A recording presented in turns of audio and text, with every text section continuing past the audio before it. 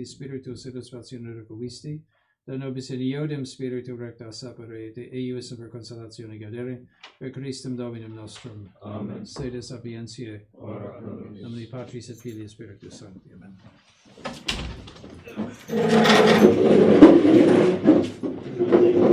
We started early. That's the all right.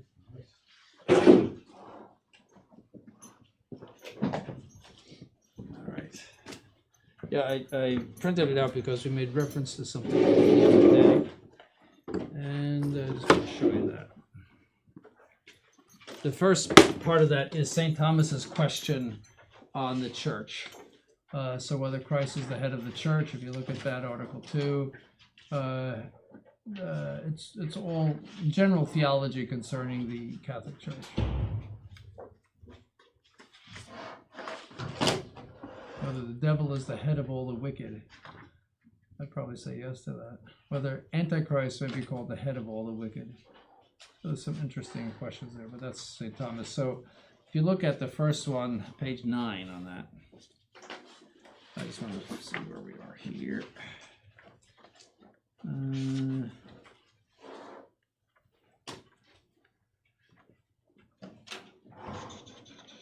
We are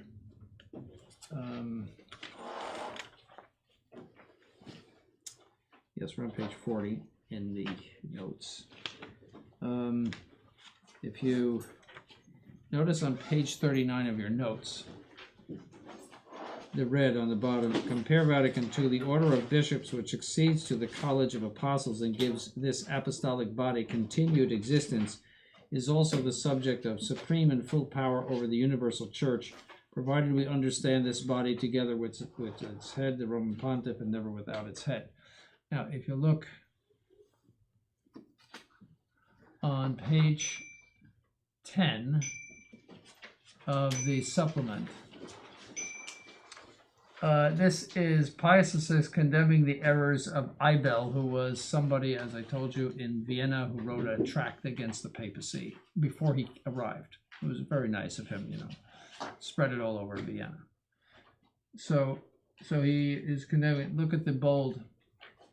Well, such language only makes all the more deplorable both the blind temerity, that means boldness, of a writer who has been assiduous that's Eibel, in reviving in his tract the errors condemned by so many decrees, of a man who does not fear to say or to insinuate in many places and by 1,000 directions, quote, that every bishop is called by God as much as the Pope is to the government of the church, and that he has received no less power, that Jesus Christ gave the same power to all the apostles, that what some men believed can be obtained only from the sovereign pontiff and granted only by him insofar as it depends upon the consecration and ecclesiastical jurisdiction, can be obtained equally from every bishop.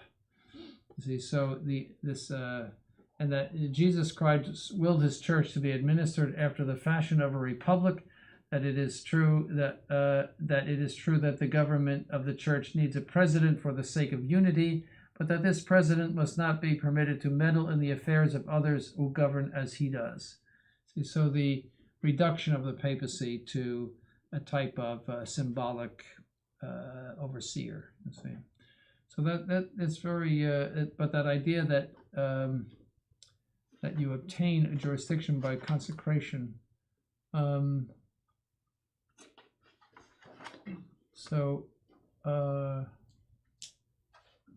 if you look, there's on page 12, page 11, bottom of page 11. The Eighth General Council in its first session approved the tenor of the formula read before the Holy Assembly, in which, after many great eulogies on the authority of the Roman Pontiff, it was prescribed that in the celebration of the sacred mysteries, there should not be recited the names of those who had been separated from the communion of the Catholic Church, that is to say, those who are not in accord with the Apostolic See. When it comes. So we're not pulling that out of a hat.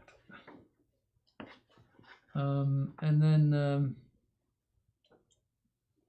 look on page 14, it cannot be said that there is only one supreme head in the church, or only one ruler, unless one understands by Jesus Christ, by this Jesus Christ. All the bishops together and in one body govern the same church, each one with full power. This is precisely what Vatican II teaches. So the Roman Church has, it is true, the first rank among the other churches because of its nobility, its reputation, its name, and the authority of its dignity, but not because of its primacy of government. This is what the Ibel is saying. The faculty declares this proposition heretical and schismatic because it openly alleges that the Roman Church has not, by reason of divine right, the authority over the other churches. Now, Leo just said that Constantinople and Rome should not vie for primacy. That's heretical. Okay? Each bishop is universal by divine right. See, so that's goes back to all of that stuff. But there were theologians saying that. Father Duterte has a very good analysis of collegiality on something on one of our sites, and so it's very good to read that. And that's what they did with the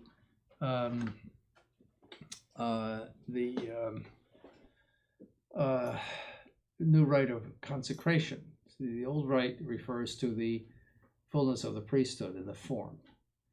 The new rite refers to going around and founding churches, receiving the Spiritus Principalis, the governing spirit, and going around founding churches. That's all jurisdiction. See, that we're giving you handing you this jurisdiction, the Spiritus Principalis, and that means even auxiliary bishops, bishops that they're not the bishop of the diocese, that they are part of this governing body of the Catholic Church. And that was never true. Auxiliary bishops never had an absolute right to be of an ecumenical council. They had to be invited. It was the diocesan bishops that could be invited. And even their power, it was disputed. Some say that their power was simply by invitation of the Pope to be there, and that all of their power derived from him. Others say, well, there's a sort of half and half, which is not entirely clear, but in any case, but even Pius XII said their power to rule the diocese comes from Christ, but it is mediated by the Pope, and that would seem to me answer the question of what their power is at a council. It's mediated by the Pope. That means the Pope can take it away from you. So, mediator means he hands it to you, but that means he can take it back. So yeah, bishops can be canned, no problem.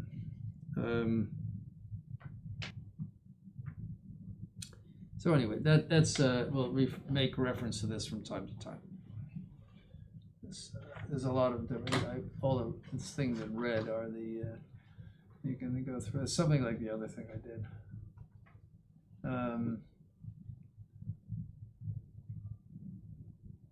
Look on page 16 in the second column. This is Leo the 12th, end of the 1820s. How can you boast of the title Catholic if separated from the center of Catholicity, that is to say, from the Apostolic and Holy See, and from the Sovereign Pontiff in whom God has placed this source of unity, you break with Catholic unity? So let the Society of St. Pius X contemplate these words. And this is, to the Petite Eglise, the Catholic Church is one. She is neither broken nor divided. Therefore, your Petite Eglise cannot belong in any sense to the Catholic Church. Notice that, in any sense. So there's no partial communions and all of that stuff. So there's no partial communion. In the Vatican II theology, the Petite Eglise would have qualified as a particular church because it had a valid priesthood and a valid Eucharist.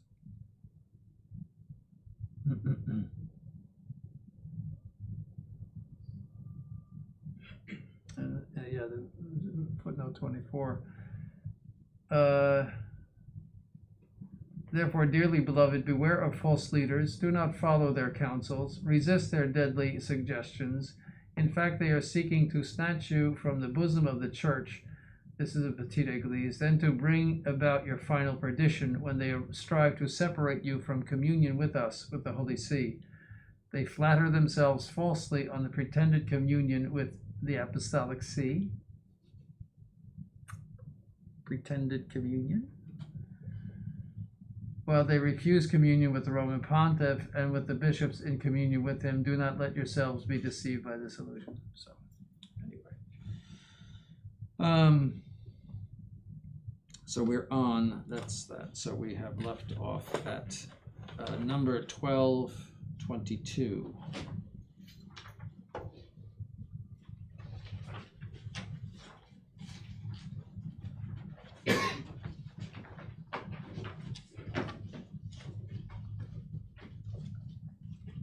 I think we talked about that. So.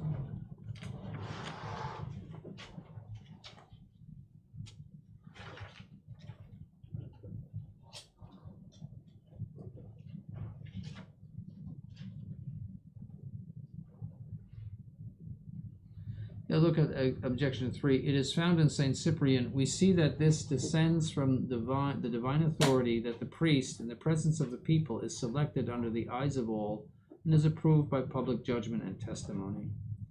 I distinguish the antecedent. The participation of the people is said by Saint Cyprian to descend from divine authority. As a precept, I deny.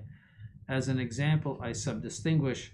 A participation of testimony, I concede. Of election, I deny.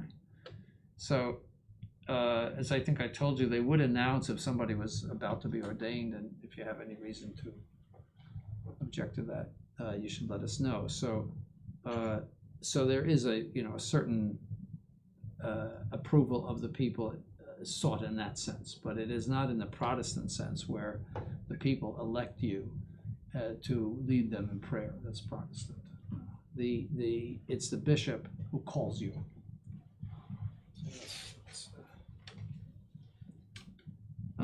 So that's what that says essentially. The Third Council of Carthage decreed, let no cleric be ordained unless approved either by the examination of the bishops or by the testimony of the people. Question 4, the constitution of the church. Whether the church is a perfect society. So let's see what a perfect society is. Notion of a society. St. Thomas says a society means a union of men assembled together for one and the same purpose. So you could have a golf club, or a tennis club, or a hunting club. That's a society. And says everything ought to be judged with regard to the end for which it is ordained. Notice that. St. Thomas. The different societies which exist ought to be distinguished and judged according to the purpose for which they are formed. Aristotle classifies different communications. By this term he means associations formed for diverse objects wherein the members hold communication one with another.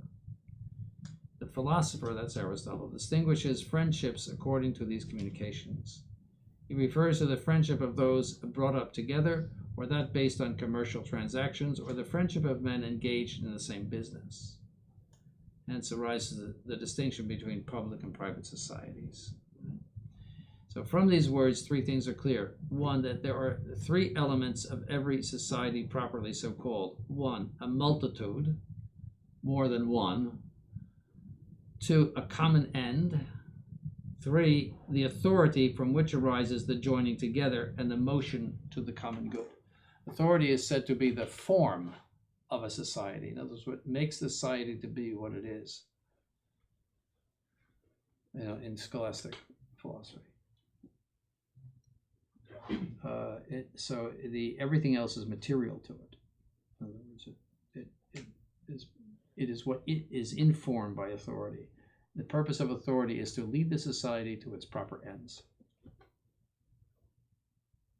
And he does that by making laws. So authority is defined as the potestas legem ferendi.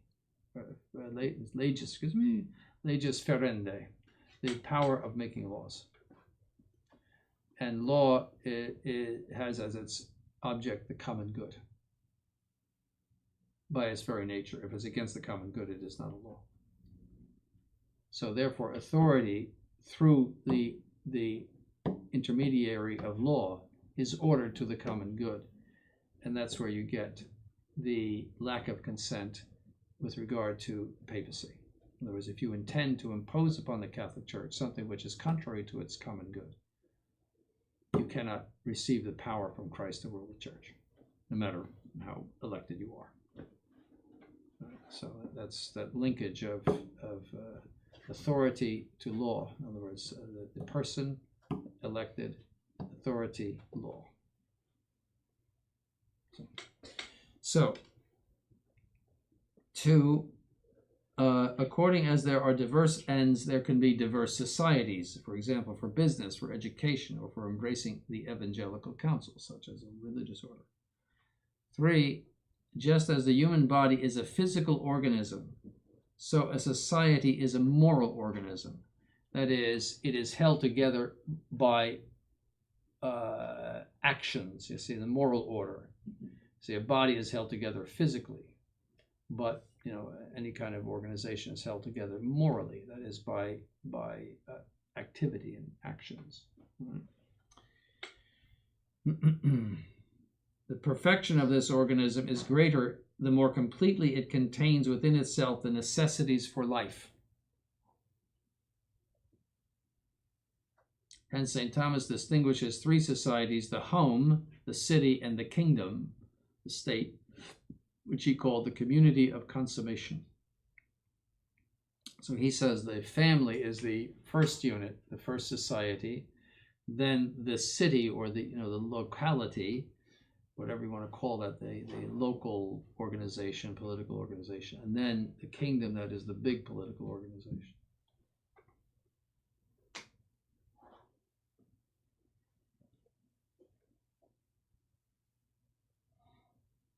So the family is the unit of society, not individuals.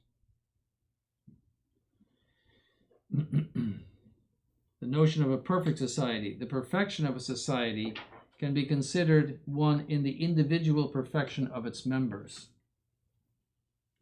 2, in the use of their rights, which is peaceful and firm according to the various grades. 3, in their very social quality. We are here proposing to investigate whether the Church is perfect or complete in the very notion of society. See, we're going to see a complete or perfect society is one that is independent. An incomplete society is one that is dependent. I'm trying to think of an example of that. Not off the top of my head, but if it cannot exist independently of another society, then it is not a perfect society. But a complete, so we are here proposing to investigate whether, so society is a certain moral organism, but a complete organism is the physical, or in the physical order is perfect if the organism of this type is not a part and is not insufficient per se in its own order. So the liver and the heart are insufficient in their own order. See, they must be part of something else, that is the whole body. See, they have no purpose on their own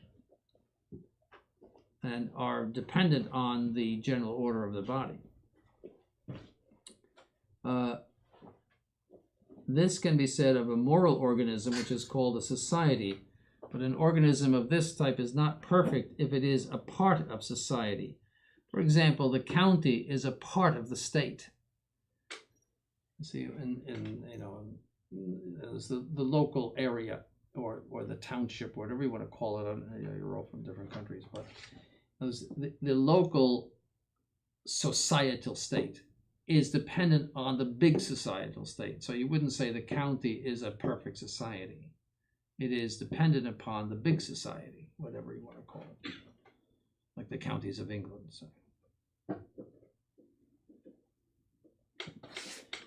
So that's not a perfect society.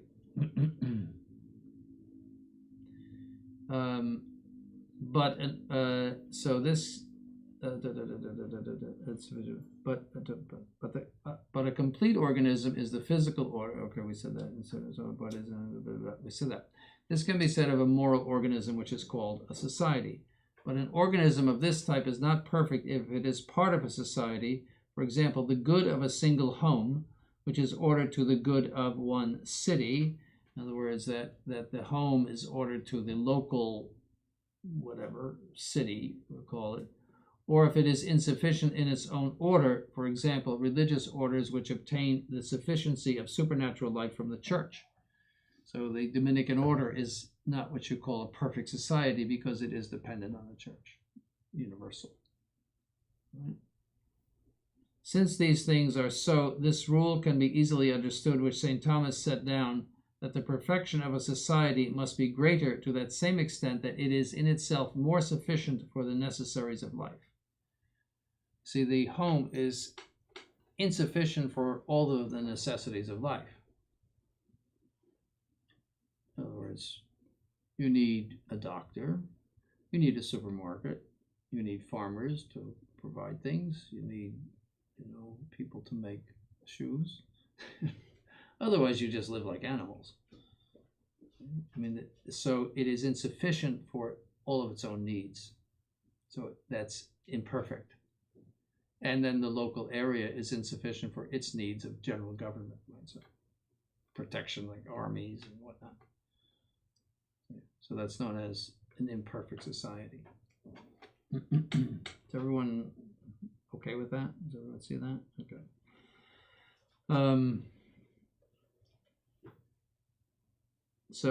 Or if it is insufficient in its own order, for example, religious, we said that. Since these things are so, this rule can be easily understood, which St. Thomas set down, that the perfection of a society must be greater to the same extent that it is in itself more sufficient for the necessaries of life. And because this sufficiency in the strict sense is found in the state, see, the sovereign state, in the temporal order, only the state is the perfect society. And it is independent from other states. See, the supreme authority of the state is independent. See, in that sense, whereas the county government or the city government, or those are all dependent upon the general government of the state. See, so the state is in the civil order, the highest and perfect society.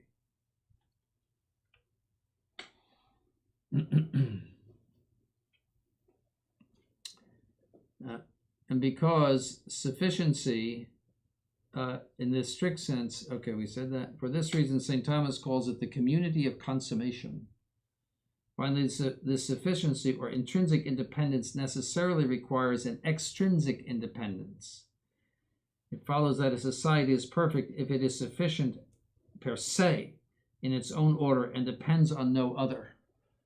So, for example, in the colonial period, the King of England was, so all of its colonies, including India, I'm sorry to say, was therefore, not a perfect society because it was in some way dependent upon the King in England or the President of France or something else.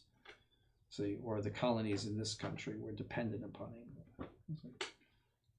It was not considered, you could not say that it was a perfect society because it was dependent on another society. So you have sovereign states, and that's why to invade a sovereign state without sufficient reason is very immoral.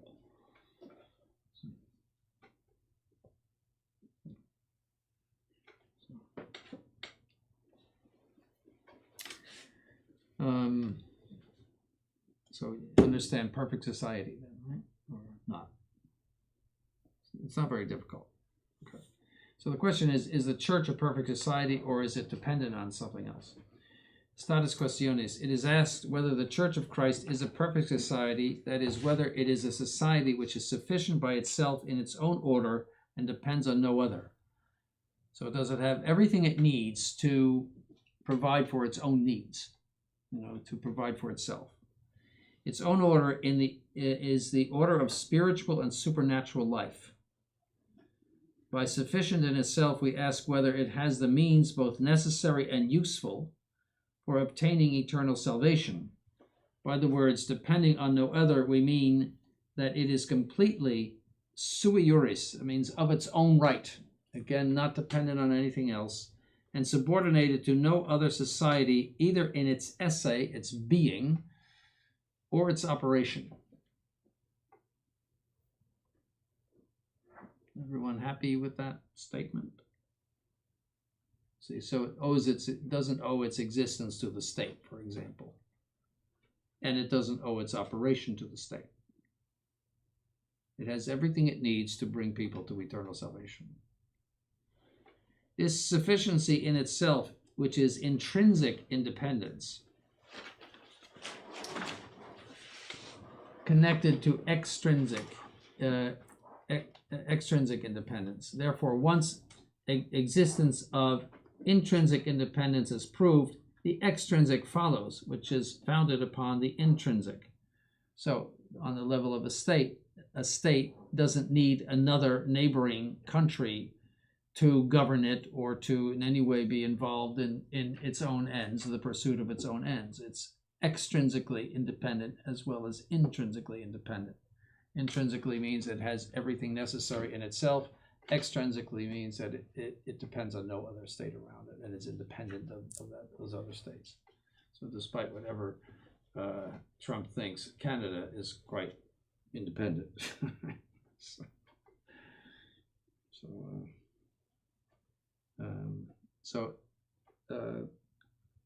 He thinks it's the 51st state. So anyway, so stop me if you don't understand this. When the right to extrinsic independence is manifested, then the intrinsic independence is known, since the extrinsic cannot exist without the intrinsic.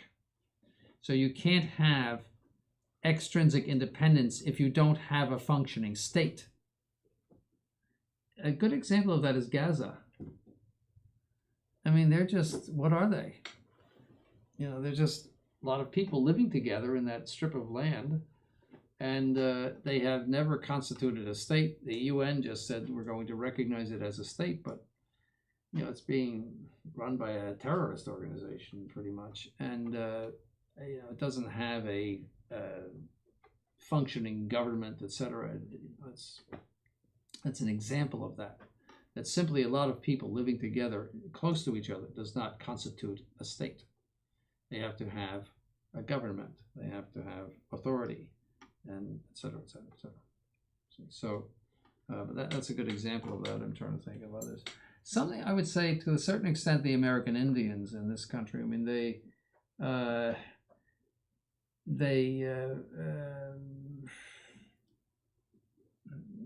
either they were very loosely organized or not organized at all into what you'd call a state. They would have a chief or something like that, but they would move around a lot, and they didn't have property deeds and lines. The way it was, and they would often take over the lands of other tribes. So that was nomads, for example. It's not a state. There's been things like that in the past. It's probably some of the barbarians of Europe as opposed to the Roman state. Tribes. And yeah, there would be a Grand Kahuna chief. But that again is not really a state. So, finally, the organism of the church or its intrinsic perfection in the genus of society is known most certainly from the end of the church. For both nature and organism correspond to the end. See, nature is the principle of operation of anything. An organism is the sum total of many different elements, the liver, the heart, the stomach, etc. That's an organism. So they have a common end. See, so the intrinsic perfection of society is known most certainly from the end of the church. So all of the organs of your body are toward a common end. See, so that's a unity, and it's an independence, an intrinsic independence. So with nature and organism, they correspond to the end. Therefore, this applies all the more to the church because Christ loved the church and delivered himself up for it. That's Ephesians. So, number 4, the great importance of this question for the purpose of defending the liberty of the church. He who proves that a society is completely perfect by that very fact demonstrates the liberty of the church. In other words, the freedom of the church to pursue its proper ends without interference. For the concept of a perfect society is such that it contains explicitly independence from any other society of the same order. He who forbids, therefore, the church to exist or to use its property without the approval of the civil power violates the divine law. That's referring to, now this is written around 1900, the Third Republic of France, the confiscation of all the properties in France by the church in 1904, by the annulment of the Concordat of 1801. So all the churches in France belong to the state, except those acquired after 1904. Which, as bad as that is, was a blessing in disguise, because the state takes care of them very, very nicely in France. Maintains them, it's very costly. The church, I don't think, would ever be able to raise the necessary funds to keep those things up, because they were built with the help of the state in the Middle Ages. I mean, it was, the state and church were very close together. But they were always considered to belong to the church. But then the Third Republic confiscated them. It was diabolical. You could not, that government of France was absolutely, you could not find an adjective which would be suitable for it. It's so horrible. So, nor can any law ever be made justly which either annuls or impedes the liberty of the church. And again, these were the European countries. Even in the 18th century, this was going on, impeding the liberty of the church. Joseph II of Austria was telling priests how many candles they could light at Mass and at benediction. He was known as the sacristan. He was the brother of Marie Antoinette. And he was forcing the Benedictines to teach schools because, they were useless as contemplatives. He was a Jansenist.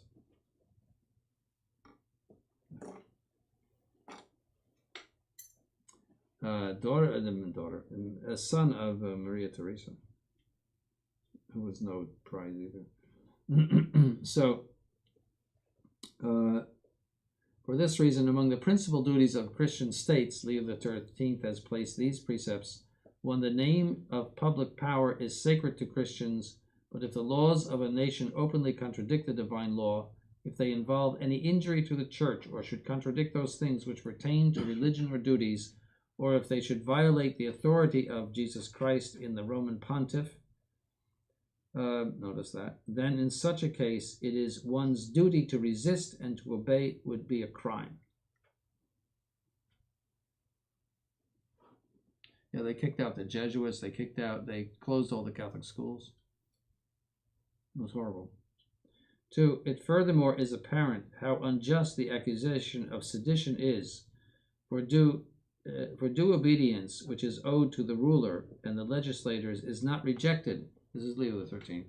But it is withheld only with regard to those precepts of which there is no power to legislate, because they inflict injury upon God and therefore are void of justice and are anything but laws.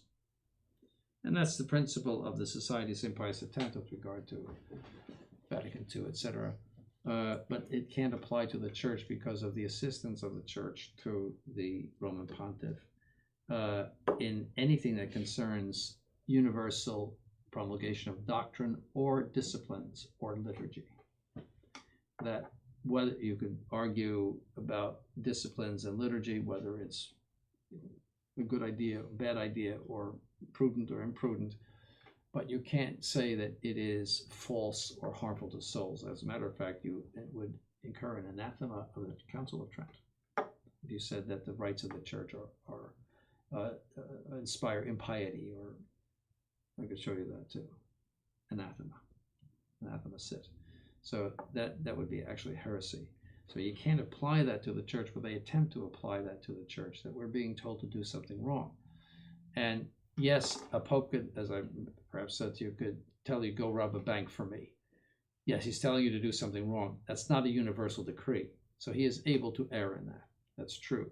But he's not able to err from the point of view of the piety or Catholicity of his doctrine, disciplines, or sacred liturgy. He cannot lead the church into error. That's the indefectibility of the Catholic Church. In other words, you can always trust the church and do what the church says. Now, if the church can lead you into hell, or give you evil doctrines or false doctrines, etc., well, what good is it? If you need the sifter in Menzingen or whatever it is to sift, as Archbishop Lefebvre said, to sift we have to sift the magisterium for what is Catholic. So it's quote. What good is the church? And if you have the sifter, then who's the authority of the church? The sifter. It makes no sense whatsoever. It does not hold up at all with regard to the principles of the Catholic Church. So we'll see that little by little. So the teaching of the Church, Pius IX condemns the following proposition in the Syllabus of Errors. The Church is not a true and perfect society absolutely free, nor does it operate by its own fixed and proper rights conferred on it by its divine founder, but it belongs to the civil power to define which are the rights of the Church and the limits within which it may exercise these rights. That is condemned. And that has been a constant battle in the Church. In the Middle Ages, first the Church was persecuted by the Roman Empire. Then, as time went on, especially as the Middle Ages developed, those monarchs were always interfering with the government of the Church and wanted to name their own bishops and so forth. And the Church has always had a fight with the Catholic nations of Europe about their encroachments upon its liberty. Constantly. Catholic monarchs. So the Church is never free from being bothered. I don't think it has ever been completely at peace. So, hence, the Church, Leo the 13th, hence the Church is distinguished and differs from civil society, and what is of the highest moment, it is a society chartered as of divine right, perfect in its nature and in its title, to possess in itself and by itself, through the will and loving kindness of its founder, all needful provision for its maintenance and action. So CF, does everyone know what CF means? Confere means compare in Latin. Libertas, and that's pronounced libertas, not libertas. Libertas in Latin. Sapientia Christianae, that's on St. Thomas. And Epistle Preclara, I'm not familiar with that one. Satis Cognitum is the encyclical in the Church. That should be read in its entirety. So, thesis, the Church is a perfect society. Argument 1, that society is perfect, which is per se sufficient in its own order and is dependent on no other. But such is the Church of Christ. Therefore, the Church of Christ is a perfect society. The proof of the minor. It is sufficient in its own spiritual order. For if Christ gave to the Church its end, then he also gave it all the means to the end. But by the will of Jesus Christ, the end of the Church is that all men be sanctified in her and through her. Notice that. Therefore, the Church possesses all the means necessary to this end, and in herself and by herself. For this reason, St. Thomas, explaining Psalm 45, Fluminis impetus laetificat civitatem Dei, the force of the river makes happy the city of God, says the city is the church. Gloriosa dicta sunt de te civitas Dei. Glorious things are said of thee, O city of God, etc. There are three things in that city which are of this ratio. This is all St. Thomas. The first is that in it is a multitude of free people. The second is that it have sufficiency per se, for in a village there is not found all things necessary for human life, both for the healthy and the infirm. But in a city it is necessary to find all things which are necessary for human life. And this sufficiency is in the church, because whatever is necessary for spiritual life is found in it. The psalm, Replevimur in bonis domus tuae, we are filled in good things, in the good things of thy house. The third is the unity of the citizens. Right, that's St. Thomas.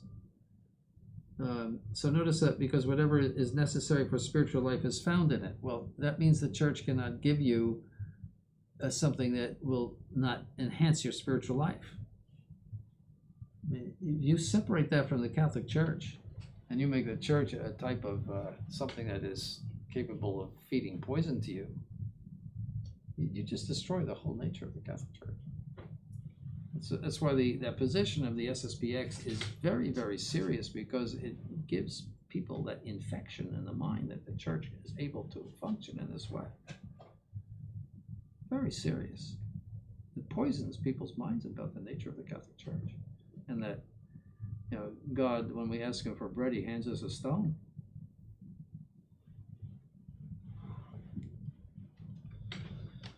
So it is not subordinated.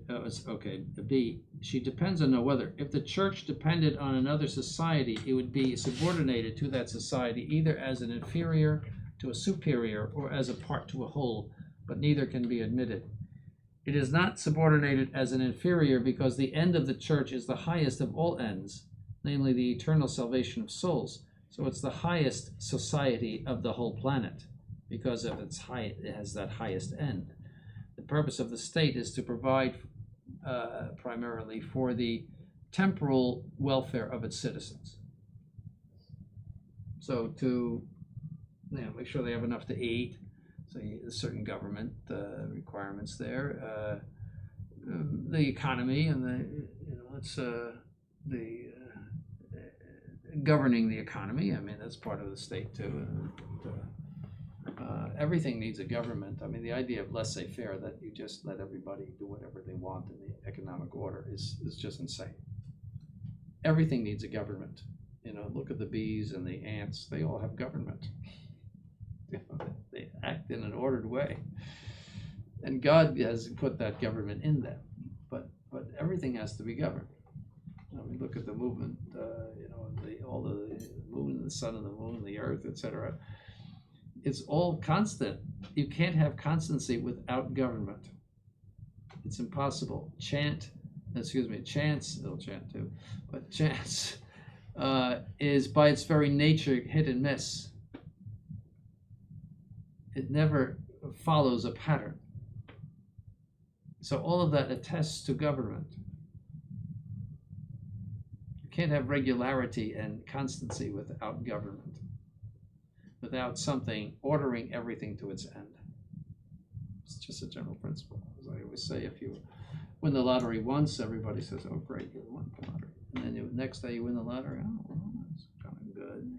Third day they arrest you. Because it's impossible that you could have 3 days in a row of winning, $1 billion in the lottery. It's impossible. Something was fixed.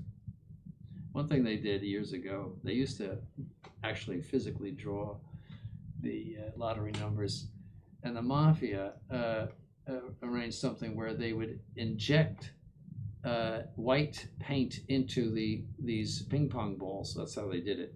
The ping pong balls would be all in a big bin, and then they would turn it. They would inject white paint in so that the ones that they wanted to be at the top would arrive at the top, and all the heavy ones would be at the bottom. So that's government. But so anyway, that's important. So, okay, we said that. Where are we?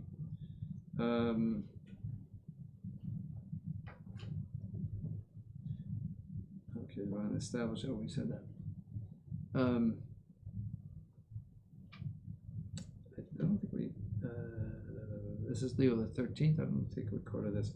In addition to what has been laid down, it is necessary to enter more fully into the nature of the church. She is not an association of Christians brought together by chance, something like the Protestants, but is a divinely established and admirably constituted society, having for its direct and proximate purpose to lead minds to peace and holiness. And since the church alone has, through the grace of God, received the means necessary to realize such an end, she has her fixed laws, special duties, and a certain method fixed and conformable to her nature, governing Christian peoples. Argument 2. Sacred Scripture teaches that all the helps to eternal salvation have been committed to the church alone, that the activity of the church is completely independent. Therefore, the church is a perfect society. And the antecedent is proved. That's the antecedent. All the helps to eternal salvation have been committed to the church alone. Going, therefore, teach ye all nations, baptizing them, etc. Receive the Holy Ghost, whose sins you shall forgive, they are forgiven them. Only to Peter did our Lord say, I give you the keys of the kingdom of heaven, and feed my sheep. The action of the church is completely independent. That the church is a distinct and independent society is clear from these words, render therefore unto Caesar the things that are Caesar's, and to God the things that are God's. That was said in the temple, that famous thing. In the temple, our Lord was in the temple during Holy Week, and they were trying to entrap him. They figured this will be good for Pilate, that he says, don't give anything to Caesar. But he tells them, give it all to Caesar, because Caesar was on the coins. So it is shown that the power of the church is received and to be exercised neither by the princes nor by their mediation, but even against their will. Mark 13:9, for they shall deliver you up to the councils. I think we just had this morning. And in the synagogues you shall be beaten, and you shall stand before governors and kings for my sake, for a testimony unto them. Peter and John, when they were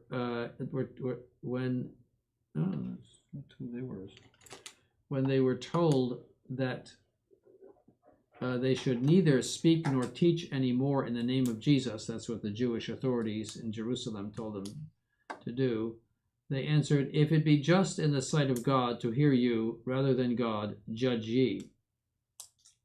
When the apostles were again apprehended, they responded to the chief priests, interrogating them, saying, commanding we commanded you, that you should not teach in this name. See, so that's what the Jewish high priest said. And behold, you have filled Jerusalem with your doctrine, and you have a mind to bring the blood of this man upon us. Notice that they don't like that at all. But Peter and the apostles answering said, we ought to obey God rather than men. And ironically, that's something that, again, Archbishop Lefebvre cited to justify his position. And Bishop Gerard de Laurier said, you can't use that with the Catholic Church. You can use it with the Sanhedrin, but you can't use that with the Catholic Church, because the Catholic Church teaches in the name of Christ. It is the voice of God. So again, it's you can't. The thinking is really way off base. But the apostles did not cease to preach even after they were chastised, and every day they ceased not in the temple, and from house to house to teach and preach Christ Jesus. Argument 3 from tradition, that all the means necessary to salvation have been given to the church alone, is easily understood from those testimonies by which we have proved the end of the church and her hierarchical constitution.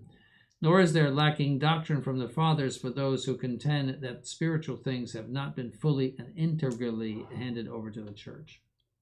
St. Justin says concerning the independence of the church, now it is evident that no one can terrify or subdue us who have believed in Jesus all over all the world.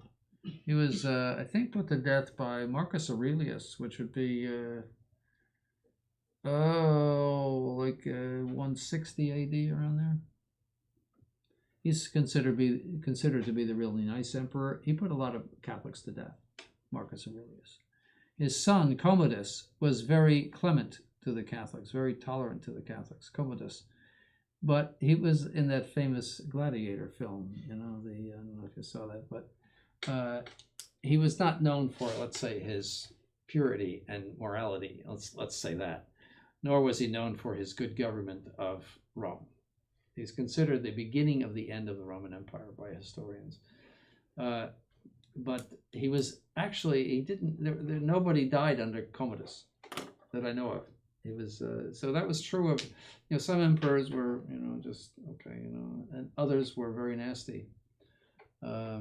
Septimius Severus was really bad, and Decius was just awful. Fortunately, he didn't last long, but the big one was Diocletian. Most of the martyrs that you see in the martyrology of the ancient martyrs died under Diocletian. That was a really bad one. And his cohort, I forget his name, it was actually worse than he was. So anyway, okay,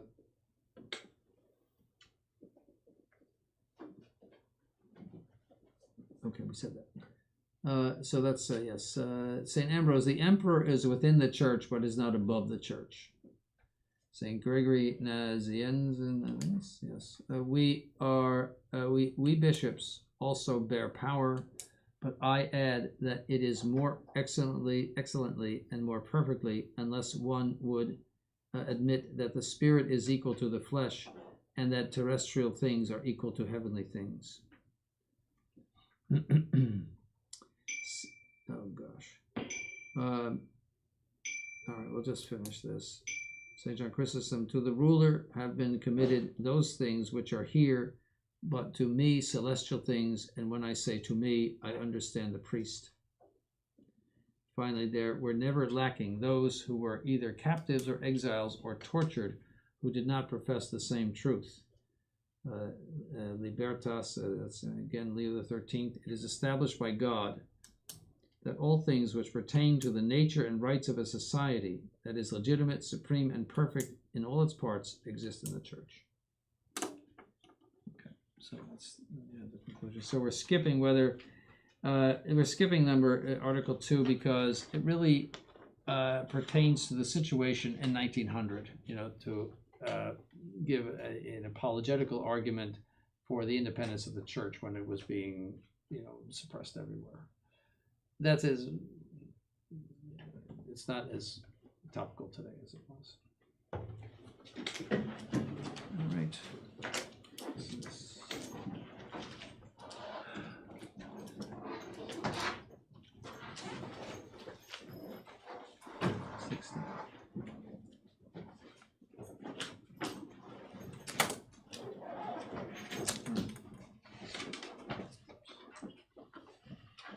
So punch your holes, because we'll make reference to that from time to time.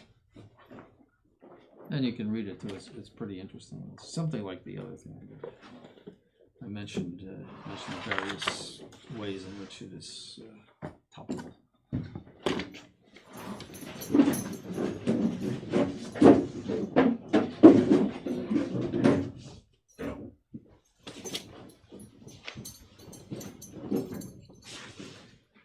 In nomine Patris et Filii et Spiritus Sancti, Amen. Sub tuum praesidium confugimus sancta Dei genitrix nostros deprecationis et despicias et necessitatibus, sed apparica discunctis libera nos semper, Virgo gloriosa benedicta. In nomine Patris et Filii et Spiritus Sancti, Amen.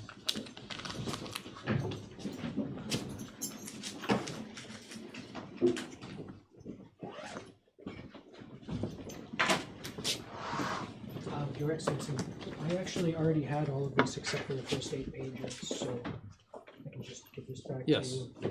Save it. Also, Your Excellency, do we have empty binders? Because my binder might explode if I put any more paper in it. We don't want your binder to explode. Look in that closet that's at the top of these stairs here. I have a box in my room. A box of binders? I have a box of binders in my room. If you're offering, I'll take one. Okay, but there are binders. Open that closet. It's top of those stairs. Okay. Thank you, Your If you, Excellency. know, if he gets stingy or something like that. Your Excellency, I have these pages as well. so- Okay. All right. How did you get those? You gave those to us, I think last week or 2 weeks ago. As a yes, as a supplement.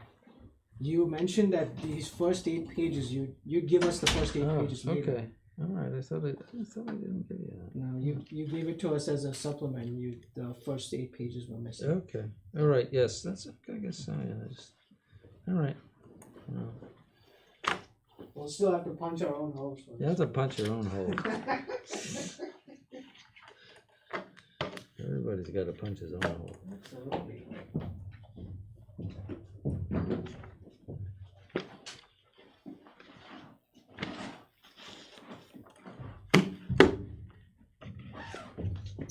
Everybody can punch their own holes, Your Excellency, but only you can punch an indelible mark on the soul. That's true. I guess so. Never thought of it that way. That's a pretty stretched analogy, I would say. The effect of your episcopal consecration. That's right.